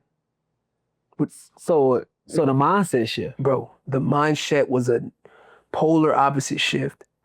So you went from leaving high school to where your JUCO coach thought you barely knew how to wrestle. Correct. So All-American, to go into a place, getting on scholarship, being the guy, being the team captain, and nobody raised their hands when it was time to figure out who want to be a national championship. Yeah. What did that do for you? It made it click for me what Kevin was talking about. It really made it click because I'm like, dang, I really was at a place where it was nothing else but wrestling. Wow. Like I didn't have enough time for nothing else but wrestling. And I'm in a new place where, okay, this is a 4-year university, you know, we in South Carolina, you know, people coming here to have fun, it's cool, whatever. That's cool. Bro, when I tell you, it kind of broke my heart. It really kind of broke my heart because I didn't know what to think. I'm like, dang, bro, I'm thinking everybody finna raise their hand because you got to think, for the last 2 years at Iowa Central, couldn't nobody say they didn't want to be a national champ. Wow. That's everybody goal, whether you first in the lineup or the bottom of the lineup. Your goal is a national champ. And that was the only thing that was on the wall when you first. That was the only thing on the wall. But when I get to Limestone, you know, they got the All-Americans on the wall, like big pictures of the All-Americans, and they got like regional qualifiers, national qualifiers, regional placers, national placers. So I'm thinking, I'm like, dang, this is a big change. Wow. This is a big change. So you know, how did you even navigate through your mindset with just trying to wrestle and just trying to be there, considering that, like, you know, you didn't have a coach or you didn't have people around you just to force it, like national champ. How do you even win matches? How do you stay motivated? I had to embrace my role. I had to truly embrace my role. It's like, yo, you're the team captain. Like, you're here for a reason. Yeah. I had to truly embrace that. So, you know, we training, we doing whatever, but you gotta think this is the first COVID year post, like, so this is still fresh COVID. Yeah. COVID just happened in spring, it's fall now. Yeah. So, you know, and a lot of schools aren't doing on campus, in person. I'm at Limestone, a little private school in the South, they doing whatever they want to do, you know? But, you know, we do that. I come in, we don't get to start, wrestling season doesn't start until January. Yeah. Because they kind of taking a pause to see how COVID is. They're trying to navigate it. So we partying every day. We partying, you know, we going to practice, but it's like, bro, we doing online class. Like, that's what we're doing. Online class, having fun, wrestling. Mm-hmm. So it's fun, you know what I'm saying? I'm building bonds with these guys. Yeah. But, you know, season comes and we wrestled the first duel. And like I said, we got a star-studded team. Wow. You know, so we wrestled our first duel. I think we beat the team 45-3. We beat I think it's Mount Olive. We beat Mount Olive 45-3. And when I tell you we was lit, we was lit. We like, bro, we finna take the whole region by storm, nation by storm. Easy. Guess what? Contact trace. Everybody in the lineup gone besides one person. Every single person in the lineup gone. And so y'all couldn't even, did y'all finish Bro. the season or y'all? Well, you gotta think it's only a half season. This the COVID bonus year or whatever. Cause they trying to see how things are gonna be So with this COVID. was low-key supposed to be the year where the whole team get together. Y'all go win a national. Yo, we go pretty much. That was the year we supposed to do it. You know, and so we get contact trace. You know, we don't get to wrestle. And then I come back for King University. We was wrestling a duel versus King University. Yeah. So I'm coming off contact trace. I got contact trace twice. Wow. So as soon as I get off, I get traced again. Mm-hmm. Things happen. It is what it is. We go to King, and you gotta think I'm coming off contact trace. Yeah. So they do so many. You remember how concussion protocol where you gotta do some days on the bike. Yeah. You gotta do all this. Yeah. Even if you had COVID or not, you still gotta go through them prerequisites before you can practice with the team fully. Wow. So the days leading up, I gotta get down to 84. You know what I'm saying? Without wrestling on the mat. Wow. So I'm having to do extra work. Cool, whatever. I get down to 84. We get all the way to King. I weigh in. I take a bite of my sandwich. Boom. Take one bite. Our trainer comes up to me and is like, "Hey, Quez, can I talk to you?" I'm like, "Yeah, what's up?" Like, I'm excited. Like, bro, you know what I'm saying? We had our first dual contact trace. We here. She's like, "You've been contact traced. You can't wrestle tonight. You gotta go back to the locker room and pack your stuff up." I'm like, "What? What do you mean?" Wow. I've already been around every single person here. I've already weighed in. I'm eating to wrestle. Like, and it was like, "Yeah, it's nothing we can do." Whole time, like, they could have let me wrestle. They could have let your boy wrestle, man. They could have let your boy wrestle. But you know, they doing their job. I get it. Yeah. So, you know, that happens. And I think that's when I started questioning God. I think that's when I started questioning God because I'm like, bro, I'm so built up and I just want to wrestle. Yeah. You know what I'm saying? I just want to wrestle. So, you know, I didn't wrestle that. We got on the bus, you know, we went home and I didn't get off a contact trace until the regional tournament. Right? So we go into the regional tournament. I don't think I have a seed. I forgot what my seeding was that year. Yeah. I just was going to wrestle because I haven't wrestled at all the whole season. You know, my gas tank ain't the best. Wow. I haven't got no mat time. Wow. I think my record that year was, bro, I want to say 6 or 7-2. Wow. 6 or 7. Just like because you just get it. I didn't get no chance to wrestle. Correct. Wow. So we wrestled at the tournament, and I wrestled my first match, and it's a kid I know I can beat. But like I said, bro, I haven't wrestled, so I'm a little jittery. I'm a little nervous. Yeah. I'm going out there doing stuff I usually don't do. Yeah. I lose. So same thing again. Yeah. I'm back against the wall. I'm in that consolation bracket again, and I go. I think it was 4 straight matches. I either win it by 1 or 2 points because at this point I'm not really trying to dominate. I'm trying to make it to the next match. Yeah. You know what I'm saying? So I'm piecing stuff together. I go to overtime in a couple matches, but it's a dogfight each match. Yeah. You know, dogfight each match. We do that, and COVID year, since it was already a smaller season, they were only taking top 2. Okay. You know, they usually take top 3 to nationals. They was only taking top 2, and I think 1 bid. So not like 4 or 5. And you got to think, I went from being in the best region in the whole division, Yeah. to now I'm in one of the kind of not as good regions in the whole conference. Yeah. I mean, in the whole division. Yeah. And I wrestled my true second match because basically, if the guy that got second, he wrestled the guy that got third if they didn't already wrestle one another. Okay. So I wrestled my true second match, dog fight. I ended up losing by 1 point. Lost by 1 point again, but I was okay because I knew COVID was just a bonus year. Yeah. You know what I'm saying? Lost that one. I was like, cool, you know what I'm saying? It's whatever. Didn't get the bid, and you know, just went about, you know, I was grateful that I got to wrestle again. Yeah. You know what I'm saying? So I was like, okay, boom, back to the drawing board. You know, got third place, whatever. And I remember like thinking I left that season empty-handed. So I think a week or 2 later, I think I'm at the bar. Like downtown Columbia. Yeah. I'm with the guys because you know what I'm saying? I've been in Iowa, I've been at Limestone, and like I'm finally back in Columbia for the weekend or whatever. And I get a Twitter notification and it says like 2020 or 2021 like all conference team or whatever. And bro, my boy Kevo, my boy Berg, we all got all conference. Wow. And that was my first time ever like getting recognized for something. Yeah. I was like, dang, all conference? Wow. Bro, I'm in the bar like, bro, I just got all conference. I just got all conference. We're excited. Bro, excited. What? Wow. And it's so funny because those was really my dogs. Like, that was like the big three. Like, Wow. in our lineup, you know what I'm saying? We had studs in between, but Yeah. Kevo was starting out, Berg in the middle, I'm towards the end. And it's so crazy. We really had such a stacked team. But things happen.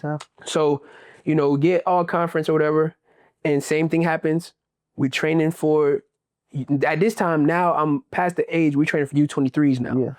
Yeah. And our coach, you know, just randomly is like, hey, y'all, I want to have a Zoom call. So, you know, some guys is back home, some guys is doing whatever, this spring break again, but now we at Limestone. Yeah. And he's letting us know, like, hey, man, I'm stepping down. Yeah. So this is the coach that recruited me, everything. Like, he got this whole team together and he's stepping down. Wow. Right? So that was a heartbreak in itself. Yeah. You know what I'm saying? Because that was the coach that believed in me. That's the coach that recruited me here, all of this. And I was devastated. Everybody was devastated, bro. We loved Coach Rev, bro. And shoot, he loved us too, but you know how it is. He's still a man that got to figure out life himself. Yeah. You know what I'm saying? Yeah. So, yeah. You know, he did what he did. We ended up getting our assistant coach, Coach Bassford. He ended up stepping up as the head coach. And then we got our boy, shout out my boy Dre. Yeah. He was the last national champ at Limestone. He was the assistant coach. Wow. So he ended up becoming a coach. Becoming an assistant coach. And then you basically had to start that new season with him. Correct. He was like our assistant coach. So the following year he came. But it's so funny because you remember how I said we was partying and everything? Yeah. Yeah. That caught up to me. Wow. That caught up to me. So I have my end of the year meeting with my advisor, you know what I'm saying? Like my grades, they decent, like, you know what I'm saying? I ain't do nothing crazy. Yeah. She like, yeah, Mr. Bostic, you gotta retake that college algebra class. I'm like, what you mean? I got a D. Like D passing, right? Yeah. She was like, no, sweetheart, that's for your major. You gotta get a C or above. Damn. I'm like, bro, what? So you just run into another obstacle. Another obstacle, bro. Another obstacle. I'm like, bro, I've never failed a class in my life. Do you think you ran into another obstacle because you took your eyes off the goal at hand? Correct. Or do you feel like you just got comfortable, you started having fun in your college years? I want to say it's a little bit of both, but also I was taking that class online. Yeah. Right? It was an online class. Like you said, it's COVID, so I'm not really paying attention in the class. I'm doing the work, you know what I'm saying? I'm copying, I'm doing what I'm not supposed to do. Yeah. You know, but it is what it is. You live, you learn. And I end up getting a D. Wow. I have to retake the class, and that takes my graduation track off a little bit. Yeah. But God does everything for a reason. Takes my graduation track off. Instead of graduating May 22, I graduate December 22. Okay. So we go this next year, this 22, and I remember we had a really solid lineup. So everybody that was from this star-studded team, now we get a full year of wrestling with each other. Wow. And we have a good record, bro. We're winning, bro. We went undefeated like in the month of November, I think. December, we went undefeated, bro, as a team. Wow. So we hot, bro. And I remember we lost the region, like we had to win one more match. Yeah. To make it to like the region championship where we go against 1 and 2, and we lost by criteria. And this is the super junior year. Yes, this is super junior. So this is my year 4, but it's my super junior year. This is after COVID. After COVID. So this is our first full year where we get a full preseason, we get a full season, and we come up short as a team. You know, that's cool. We go to the regional tournament and we qualify for nationals. My boy Kevo qualified, my boy Majid qualified. I qualified at 84, and my boy Debo qualified. Yeah. And Majid and Kevo, they end up All-American. And Debo, I think he went 2 and 2, so he lost in blood round that year. Yeah. And me, I went 0 and 2. Lost the first match by 1 point, came up short again. I felt like I was doing the same thing all over again. Wow. And I'm like, okay, cool. I'd have been here before. My back get against the wall. I'm not worried. I go against one kid. Yeah. Bro, when I tell you I never wrestled somebody so fast and strong, because you got to think, I'm not in JUCO no more, but I still don't know as much wrestling. These guys from all over the country. And one thing people don't know, bro, it's dogs in every level. D2, D3, NAIA, club, it's dogs in every level. And Limestone's D2. Yeah. And we wrestling, and kids fast, kids strong. And I think he's winning 10-0 at the end of the first. Wow. He's up 10-0. Yeah. And I just dig deep. I don't quit, right? I still lost, but I lost 11-14. So I was down 10-0 going into the second period, ended up losing the match 11-14. And you fall all the way back. Fall all the way back, came up short. Came up short again. Wow. You know, I was upset because my whole family came out there. My whole entire family came to see me at Nationals. And you couldn't finish the job? I couldn't finish the job, bro. I didn't even get a win. You know, that hurt me bad. So you didn't even get a win this year? No, not at Nationals. So my fault. I won the region that year. Yeah. You know what I'm saying? I won the region. Yeah. So I went into the tournament seeded 8th. I'm seeded 8th, so they like, oh yeah, he's gonna All-American this year.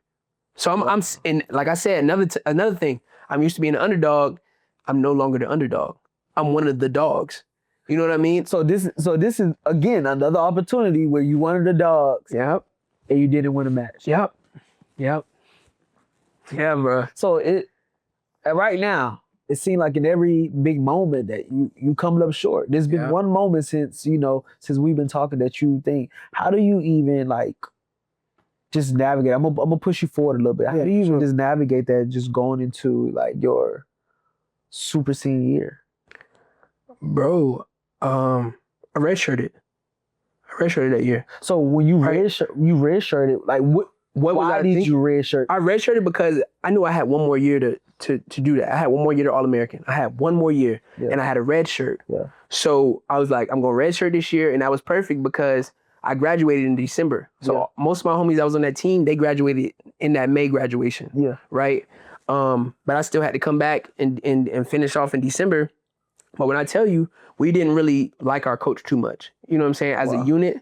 And, you know, things happen. You know, no hard feelings now. We're grown men. Yeah. But we go, and bro, when I tell you, like 8 or 9 of us jump into the portal.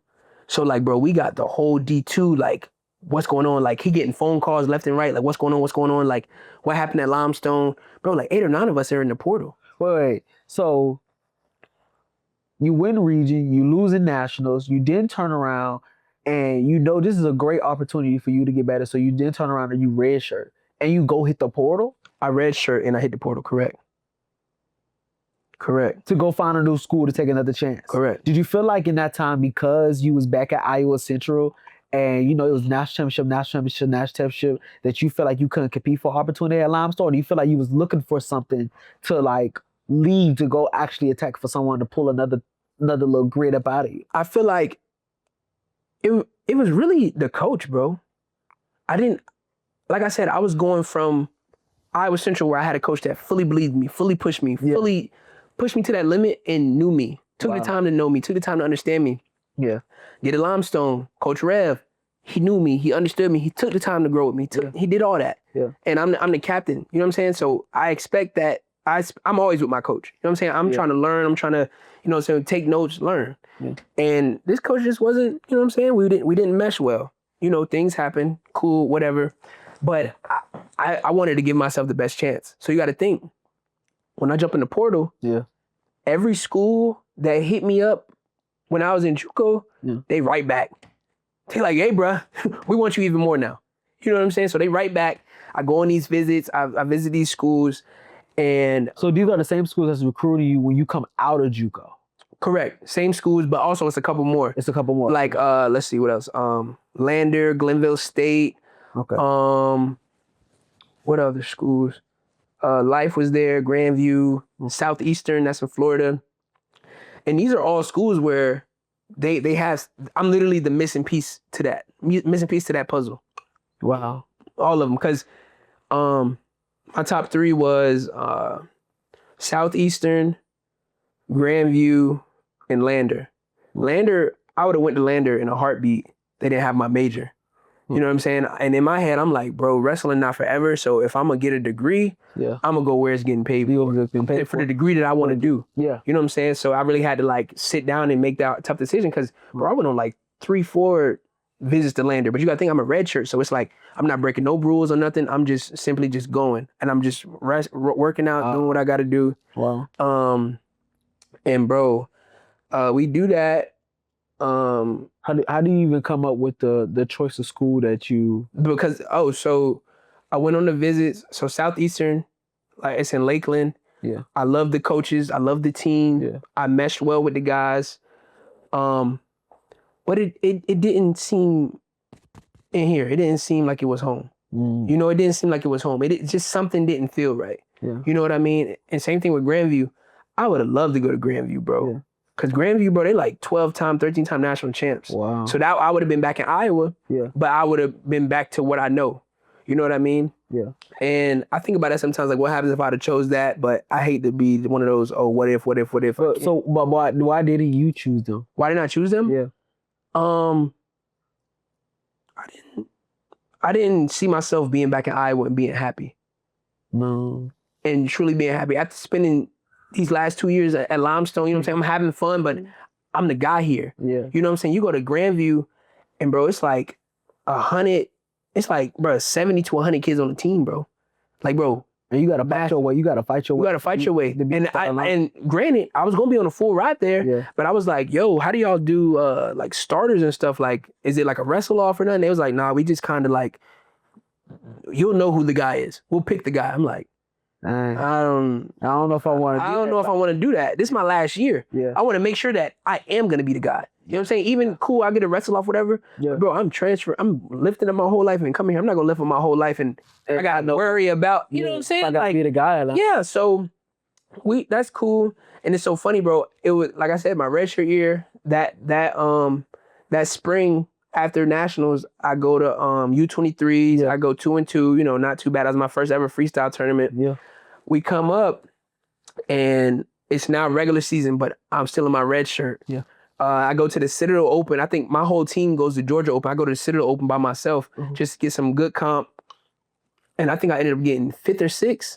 But bro, it's so funny because Southeastern and Lander was there. So I'm in the I'm redshirting, and those 2 of the schools out of my top 3 at the same tournament I'm at. Wow. Right? So it's so crazy because I can go back at the old videos. I'm wrestling. I got on like a black singlet. On one side, you got the Southeastern kids watching me. On the other side, you got the Landers kids watching me. And it was so crazy because it's like, dang, these both teams is like, yo, we want you. We want you. You know, so those are my top 2. Just simply because it was still closer to home. In Iowa, that was really a sacrifice. Yeah. You know what I mean? So they was both close to home. And Southeastern did have my major, but like I said, it didn't feel like home. It didn't feel like home. Yeah. You know, Lander felt like home. I can see myself going to Lander because I'm still in Carolina. Yeah. You know what I'm saying? It's a great squad, and I was that missing piece. You know, and my boy Debo, he ended up transferring heavyweight. He ended up transferring to Lander. He was a 2-time All-American and a finalist there. Shout out my boy Debo. Yeah. And we still to this day, he be like, hey, bro, I hope you know you the reason why we ain't winning at Lander yet. Because, bro, you got to think. The next 2 years after that, they're finalists.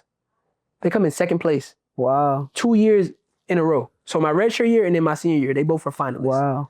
So that happens. And then I end up committing to Southeastern. So I committed because I'm like, bro, I need to commit. I need to do something. Yeah. I commit. They make the commit post. It's like, you want us to post it? I'm like, nah, bro, just wait. It's like, hold on. Like, let me make sure that's what I'm doing. So I go to the tournament. And right before the tournament, I decommit. I decommit because I'm like, bro, I don't want to go. I don't want to go there. I don't want to go there. Wow. And also, I wanted to do professional counseling.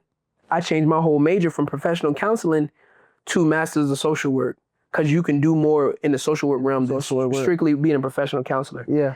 And we do that, and I come back after realize like I'm gonna do social work. Bro, Limestone got like the top 10 social work program in the whole nation. Wow. And it's so crazy. I'm like, dang, I didn't even really know that. So I'm really weighing my options because, like I said, I really want to go to Lander. Yeah. They don't have my major. Southeastern got counseling and social work. Yeah. Don't feel like home. And Limestone, it's like, all right, we got a new coach. We got 2 new coaches because Bassford and my boy Dre, they both leave. Yeah. They're not the coach no more. We get a whole new head coach and assistant coach. And they come in, and I'm one of the few guys still lingering that was one of the returning qualifiers that didn't leave already. Cause my boy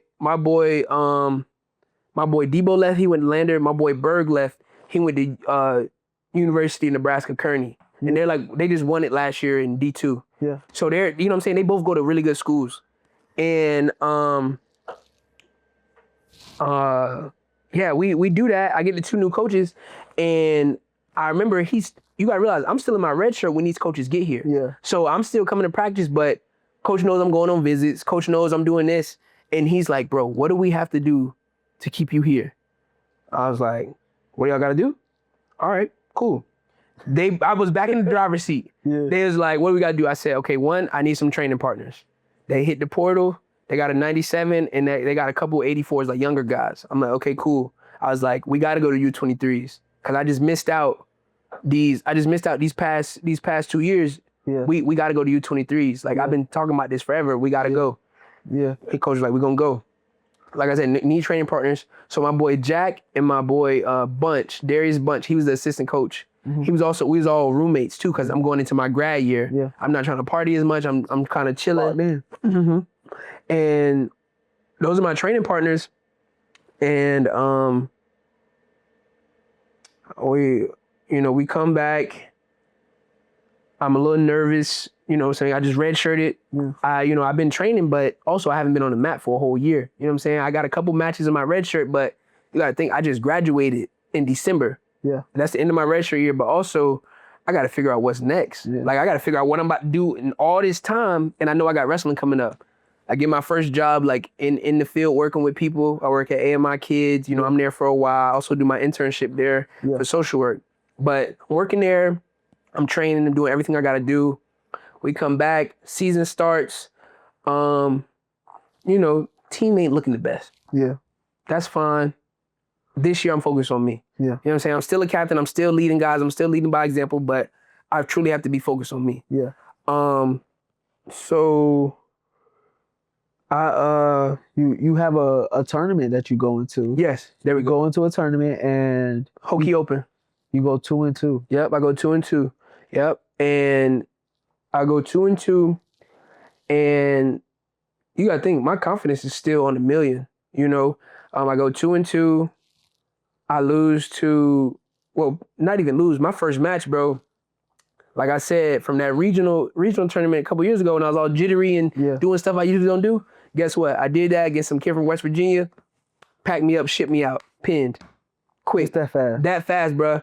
Cause I'm doing stuff. I'm making mistakes that I don't make. And this is your last year when you. This is my last year. Supposed to be doing your thing. Dogging. And bro, I'm not pulling the trigger. I'm not being confident. I feel like I'm reverting a little bit. I'm like, okay, cool. Shake it off. We move forward. Yeah. I think we got one more tournament, and I do decent at it. Nothing crazy. And we have a duel against Lander. You got to think, I just was practicing with Lander all year. Yeah. I wrestle a kid, and bro, I have such a terrible weight cut. Terrible weight cut, bro. When I tell you, I was 9 over that morning. Yeah. I was 9 over that morning, bro. Terrible weight cut. How the heck did you even decide to even lose all that weight? Bro, I had to make weight. It's the first conference duel of the year. I had to make weight. It was no other choice. It's a team. It's a team duel. So I had to make weight. I'm just coming off my red shirt. Yeah. It's no choice but to make weight. So, and granted, I'm taking classes online, so I have the time to, go get extra workout. So I get the extra workouts in. I get down to weight. Cause bro, I think I was still like 4 or 5 over on the way to Lander. Yeah. And we had one more practice. I had to cut a lot. Bro, I'm cutting so bad, like my nose bleeding, like I'm dehydrated. Wow. I step on the scale, whatever, cool, weigh in. And then I lose this match. I get it. It's a close match. It should never been close in the first place. Close match.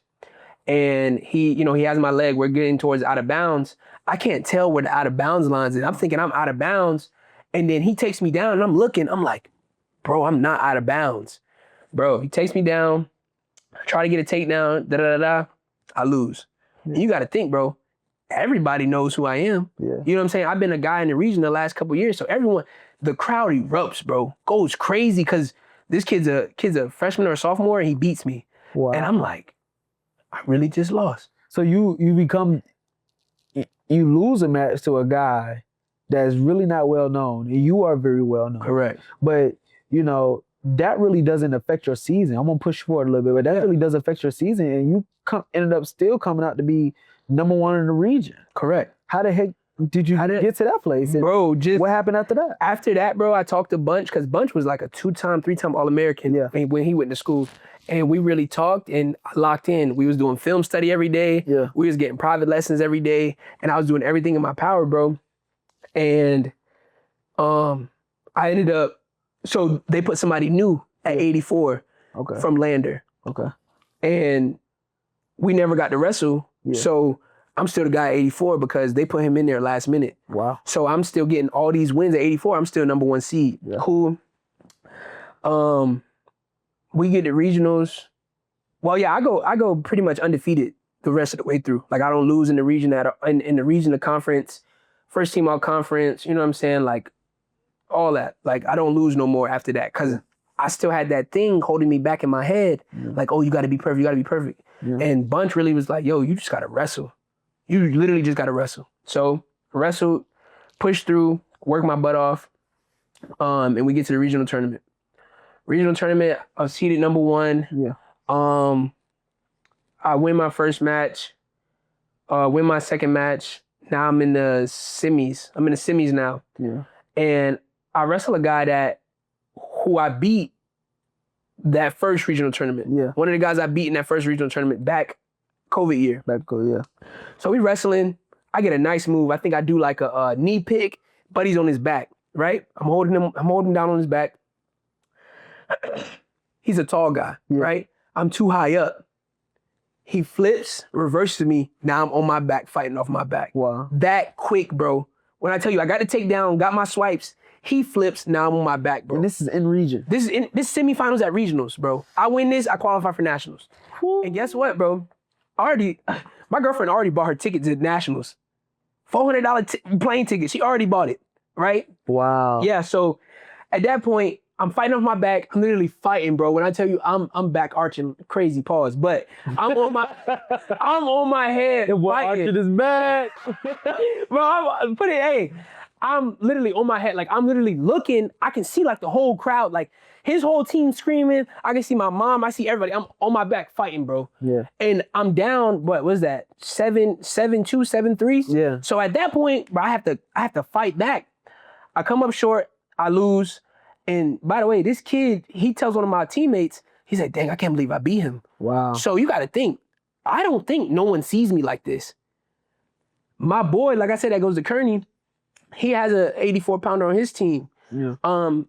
And he's like, yeah, bro, these guys have been watching your film. Like, you're known, bro. What? Like, you're known. Yeah. But also, I had just lost that. And I'm kind of upset because I wanted to wrestle the guy from Lander because he was the number 2 seed. I wanted to wrestle him in the finals to win another regional title. Wow. You know what I'm saying? That'd have been dope. I always talk about 2-time regional champ. Like I wanted that because in D2 you get a nice trophy for winning your region. Okay. So I lost. I have fought back, wrestled 2 matches to guys I previously beat. Wrestled, I won. I got 3rd, qualified for nationals. Yeah. Cool. Fast forward. We had nationals. So me and my boy Jack, he ended up coming in 2nd in the region. So he won. He won his semifinals match. He came 2nd in the region. I came 3rd. We both qualify. We get to Wichita. You know what I'm saying? We wrestling, whatever. I wrestled my first match against the 8 seed. So you gotta think. I got last in a region that's already not well known. I got last place, so I'm already getting like a bad seed. I don't really care about seed and never really did. We wrestle, and I beat the guy that's the 8th seed, right? So I beat the guy that's the 8th seed, pretty tough guy from St. Cloud. Yeah. Beat him. He goes wrestle another match. I'm already in the quarterfinals. Wow. So I'm in the quarterfinals, and I wrestle a guy. I think his name's Matt Weinberg. Yeah. He's from Kutztown, bro. Bro, when I tell you, kid's a dog. Kid's a dog, bro. Like, I'm giving, you know what I'm saying? We wrestling good at first, and then he just hits a switch and just starts going. And it's like, I literally can't keep up. I'm getting dominated. Wow. The whole match, I'm getting beat up. So I lose that. That kid ends up making it to the finals. He's a finalist. And then I'm on the backside. So I already won 1 match, right? So the next round I wrestle is the blood round. Yeah. Right? It's either lose and go home or winning you All-American. You winning you All-American. Yep. I wrestled a kid from Central Oklahoma. Bro, I stood up for 1 second, literally circling, stood up, blast double. He got a takedown. We out of bounds. And then from that point, it's me trying to get in. He defending everything. Yeah. I lose. What did I lose? 3? No. I lost 4-2. Wow. Lost 4-2, bro. And came up short to finish my career. Came on show to finish your career. So I'm gonna take you back. We get ready to close out. No, for sure. I'm gonna take you back. You're a kid that had a dream, and you went from having a dream to having goals to, you being told that you're gonna go to Iowa Central, and you lose a match, and you go to Iowa Central still. Mm-hmm. You go down to Iowa Central, you go 270, you're 270, and you go down to 197. Then you're like third, behind the third or fourth person. Yeah. You find your way in and you win. But then you lose again. And then you turn around and you're trying to navigate yourself, and you basically become, in that time, if I'm saying this correctly, you basically become a region champion, right? Well, from the second year at Iowa. Yeah. Limestone. Yeah. Mm-hmm. So your obstacles in life has been up and down. Mm-hmm. And to push us to, finish off, I want to know, these last 6 years seem like it was a lot. Yeah, bro. And what are just some of the things that you just learned with inside yourself to just becoming a man, to just learn all these things? Because all of these things has taught you to become and be made who you are today. Yeah. So what is something that all of these things taught you? You gotta adapt, bro. Any circumstance, any obstacle, anything you're faced with, you gotta adapt. And in the most simplest way, it either is or it ain't. That's it. It's either is or it ain't. Like, no matter if you got, you got a big job interview coming up or you got a big test, you're either gonna get a job or you're not. You're either gonna pass the test or you're gonna fail the test. From all those obstacles and really feeling like I always came up short, I really had to look at things differently. Like, it just wasn't for you. Wow. And that year I really got closer to God. That year I really got closer to God and really was investing in my word. And I didn't question God when I lost.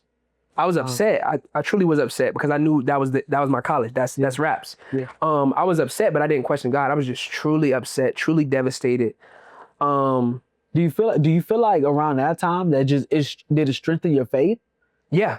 Through all those obstacles, it strengthened my faith a bunch, because without God, bro, I was going through it bad, bro. Wow. I was really going through it bad. I had no choice but to lean on him how I did. I was going through it bad, bro. I couldn't really wrap my head around, like, yeah, this is over with. Yeah. Cause you gotta think, bro. Yes, you say 6 years, but bro, I'm back in Columbia now. That's true. And I'm working, I got a job, you know what I'm saying? Like, I got a girl, like, I'm back with my family, like, and I'm loving life, don't get me wrong, but that 6 years went by. It did. It went by. It went by fast, bro. So it's like, 1, don't take anything for granted. Yeah. 2, you gotta fight to the end. You gotta fight to the end, because there were times in my journey where I got a little big-headed. You know what I'm saying? I got a little lazy. I didn't push as hard as I could have. You know what I'm saying? Even though at the time I really was giving it my all, but looking back, I could have gave more. I could have been in my word more. I could have been at more training sessions. I could have been in my studies more. And granted, you know what I'm saying, I still made good grades. I still did all these things, but you always can do more. Yeah, that's true. You always can do more. And to the people that don't even know you, like, what is some of the things that you even do now? So now, like I said, I got my master's of social work. I work for the state of South Carolina. I'm a transition counselor for vocational rehabilitation. I help people with disabilities. I help them get services to, basically services so they can learn how to work.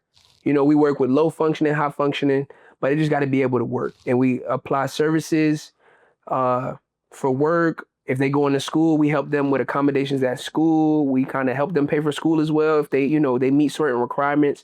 So it's a lot of things, but in the most simple way, I help people with disabilities find what they can do and what they enjoy.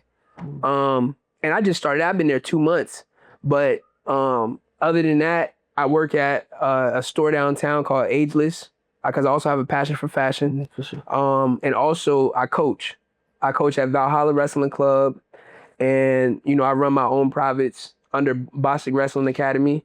So yeah, man, I'm doing what I love. I work with people, I work with clothes, and I work in wrestling. And right now, people can be like, "Oh, what's next? What's next?" I'm okay with where I'm at now.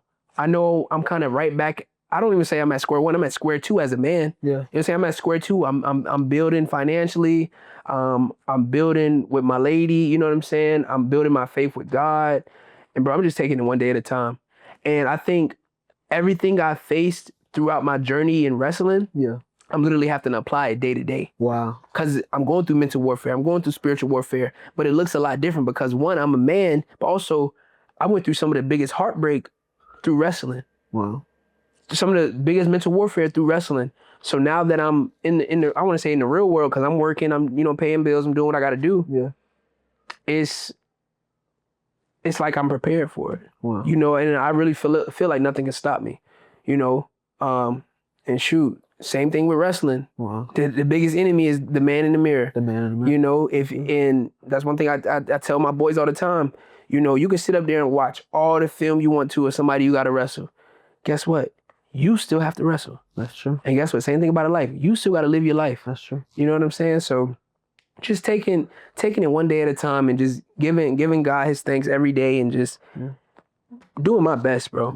Yeah. And that's all I can ask of myself is just my best. So, man, first, I just want to thank you for coming on to the pod. And, bro, I want to thank you for having me, bro. This is amazing, bro. And like, I want to thank you just to be able to sit down and just to have a conversation. Yeah. I told you when I first called you that your story matters. Yeah, bro. And I'm just excited that the world finally gets to see your story. And thank you for giving me this platform, bro. I really pray that, someone sees your story and they can relate and they sit down and, they're able to grasp everything that you went through and you help a person that doesn't even have to go through some of the stuff that you've been through. Correct. So I thank you just for coming onto the platform. Thank you so much for watching this platform, the podcast. Thank you for just staying into the end and, don't forget to like, comment, and subscribe. And thank you so much for watching the podcast. See you later. See you later, people.